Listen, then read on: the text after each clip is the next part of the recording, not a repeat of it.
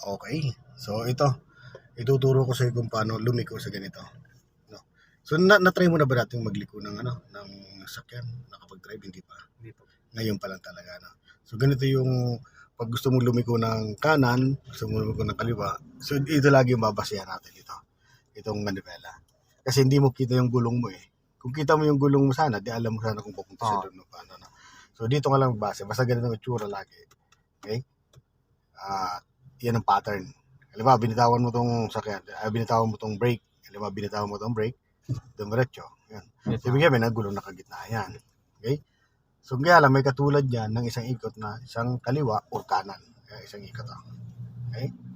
So, ngayon, pag bibitawan ko tong brake, tatakbo yan. Pupunta sa kaliwa, no? So, huwag ka na mag-alilangan na ibalik mo na kagad ng pagitna. Kung ang intention mo ay papuntang diretso at hindi papunta doon, eh, pag nag-react yung sakyan mo na mali, ibalik mo kagad ng isang ikot. No? Ganon din yan sa kanan. Meron din isang ikot na katulad na nito. No? Pag ikot niya, pupunta siya sa kanan. So, ganon mo na kagad kitna mo. No? Pero yung gusto kong i-ano dito sa'yo, ituro, ay syempre kung paano tayo lumiko dito sa kanan. Ano yung timing na pag-ikot na itong manibela? Kasi relate to dito. No? Una, tatanda mo lagi yung kantuhan. Lahat ng papasukan mo, lagi mo titindan diyan yung kanto. No. Itong kanto na to, pwede mong basehan diyan itong side mirror.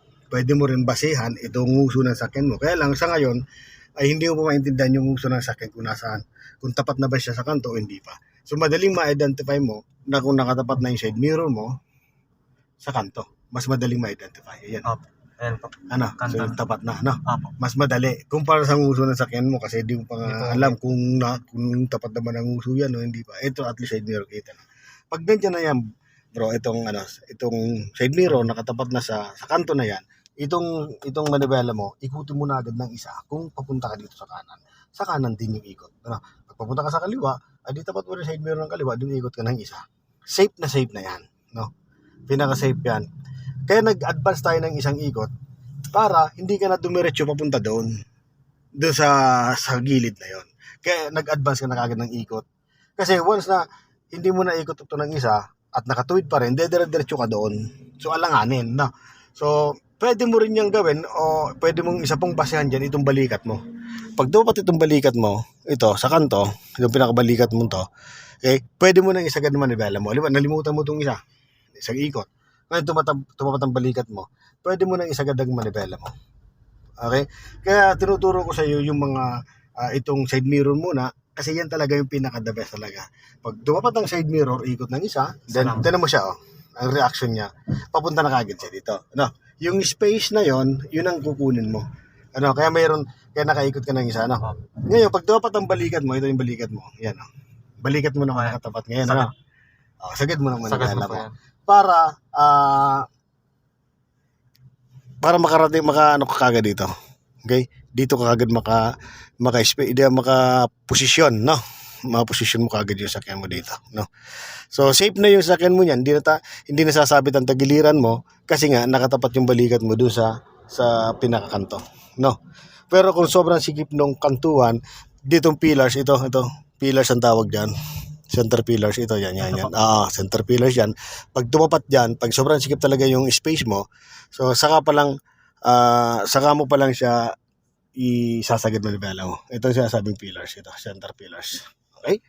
So ganyan na, no? Eksakto ka lang diyan, tinan mo siya. Di ba?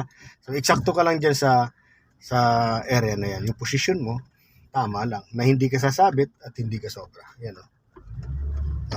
Tapos ang balik niyan, ganito mga itsura, ibalik mo ng isa, balik mo na kagad yung isa, tapos ang pangalawang ikot, pag nakaposisyon na talaga siya, doon sa gusto mong puntahan, no?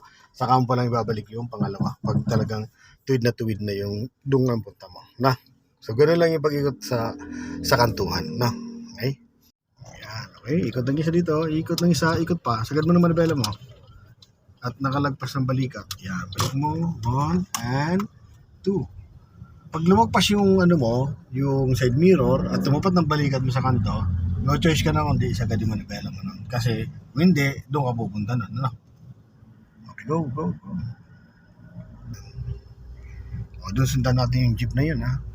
So mayroon akong palatandaan na binigay siya dyan. Pag tumapat ang side mirror mo doon sa parang guhit na yon, ha, yung itim na asfalto na yan, kantuhan yan. Pag tumapat ang side mirror, ikot ka na kagad ng isa, ha. Yan, slow down. Okay, ayan, slow down, balik mo sa gitna. Yan, para posisyon. Advance naman yung masyadong ikot mo. Kabig ka pa dyan, masyado ka malayo sa circle. Sige pa. Yan, go, kasi mag-i-U-turn tayo. Ikot muna tayo dito, ha. Sige, pag alam mo, pag medyo dumidikit ka dyan, gagawin mo, babalik mo siya dito. Pag naman lumalayo ka, kakabit mo siya dyan, ano. Ganun lang siya pag-a-adjust ng manibela, ano. Pag lumalayo, o dumidikit. Yan. Iwasan kasi natin na mabangga mo dyan o masabitan, no. Iwasan din natin sobrang layo dyan. Yan. Sige, U-turn muna tayo. Ano tayo dito? Sa roundabout. Yan. Tingnan mo kung nadikit ka, ha. Gas ka pa. Tingnan mo rin yung jeep, ha. Baka dire-diretso yan, ha. Kaya yan, ha. Okay. Slow down ka. Kasya ka naman. Gas. Gas. Ikot pa tayo ng isang ikot, ha. Monitor mo lang yung side na yan. At the same time, yung mga sakyan, pag nag-entry sila, ha.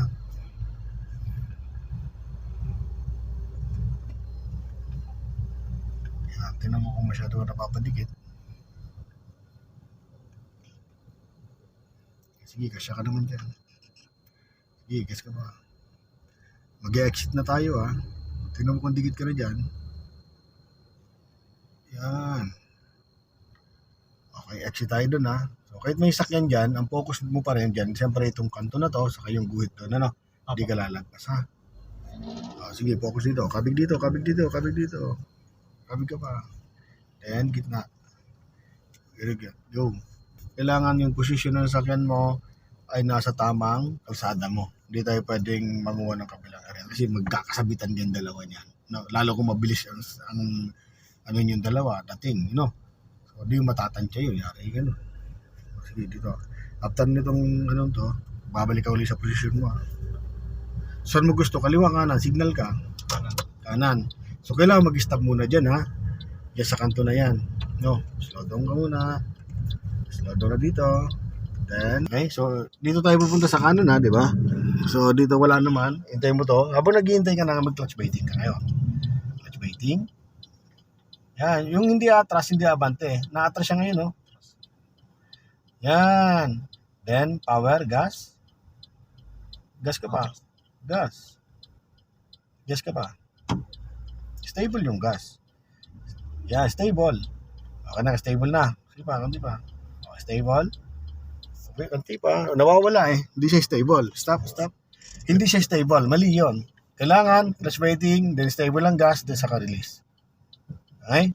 So, ready mo na ang manivela mo dito. Pupunta sa kanan. Sige, pupunta sa kanan. Sagad mo na. Kasi nagpas yung balikan mo dito. Ha? O, sige. So, ano muna, clutch baiting. Meron na? Wala na dyan sakyan, ano? Okay, tanggal yung brake mo, gas ka ngayon. Stable mo na yung gas mo. Stable mo na yung gas. Okay, stable na yung gas.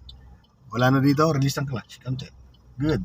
Diretso, gas ka pa. Diretso, continuous ang gas mo noon. Na, mamamatay makina mo nun. Then balik, 1, then 2. O, yung pag-release ng pagbalik ng manivela, struggle, no? So, hindi mo paalam yung pagta-timing. Di ba? Bago dumiretso, balik ang isa. Pag nakita pantay na, pangalawa. Pag nalimutan yung isa at pantay na, di dalawa. 1, 2 kagad. Tatandaan mo mga step by step na yan para magagawa mo ng tama yung mga procedure na hindi ka mahirapan. O gawin natin, exercise ulit yan, ha? Kasi nag-struggle ka ulit doon sa doon sa clutch baiting, gas, procedure natin, ha? Stop ka muna ulit dyan.